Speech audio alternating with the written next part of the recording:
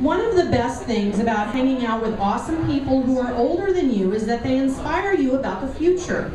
For all of their quirks and the anxiety attacks they cause me in the kitchen, my in-laws have a rockin' good time. They are extremely frisky in the bedroom, which is knowledge that I don't want to know, but now I can't unknow it. So at least I'll be happy for them in that they are happy with their relationship. In Mexico, a long flight of concrete stairs leads up to their studio home. At the bottom of the stairs is a large bell. You pick up the bell and ring it loudly. This is doorbell number 1. When I do this, I ring the bell and then call out at the top of my voice, "Hello, this is Amanda. I'm coming upstairs." Then I proceed to the top of the stairs where I pick up doorbell number 2 and shake it until my wrist aches. Again, I call as loudly as I can, "Hello, this is Amanda. Anybody home?"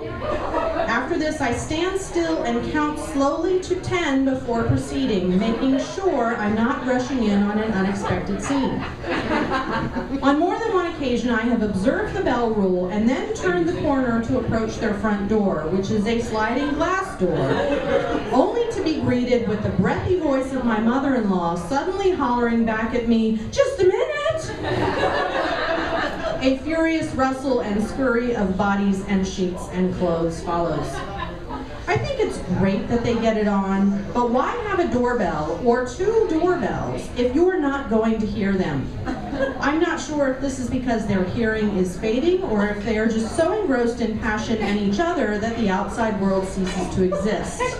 That is, until their daughter-in-law is feet away and they realize they are about to be discovered in a compromised position. A friend of mine, named Elaine Ambrose, who writes frequently about middle age, but who also enjoys life to the fullest, warned me that things in the bedroom change when you reach middle age. It's a whole different ballgame, she said. Your bodies are different, there's skin to deal with, there's flatulence, and you have to laugh. If you can't laugh, you're screwed, but not in the way you want. I feel like I already have to deal with those things, I said. Good, then middle age won't be such a bitch. You know, at some point, I'm not going to be able to keep calling it middle age. You mean when you're officially in, don't say it, she cut me off, my mouth frozen with the O of old. We all have to deal with quirks of the human body, and mine has quirks that like to voice themselves at approximately 4 o'clock every morning. This is the time when my body decides to rid itself of any excess stored gas.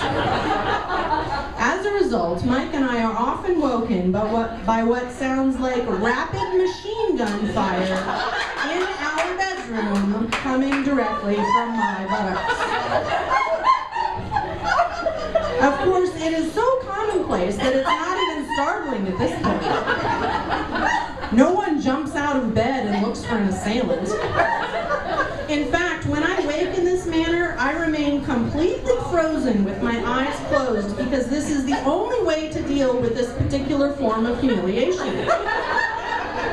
There is no possible way that my husband could sleep through such racket, but like a good husband, he remains completely still with his eyes closed and somehow manages not to laugh at me.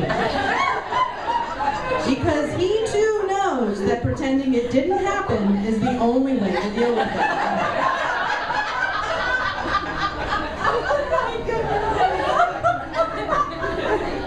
The worst is when the machine gun goes off. I drift back to sleep, and then it happens again repeatedly over the course of an hour until my husband gives up on attempting to sleep next to me and instead goes out to the living room to begin answering emails. On occasion, after the first round of fire, I attempt to position my buttocks so that the gas bullets don't ricochet with quite the same force and resounding pop. This requires finding a way to sleep while simultaneously spreading them, all of which must be accomplished covertly so that no one is admitting to the reality of the situation. I'm not always a machine machine gun. Sometimes it's more of a nail gun. And at other times it sounds merely like an unloaded pistol uselessly chucked at an intruder and bouncing off their shoulder. Just kidding, I don't fart like that.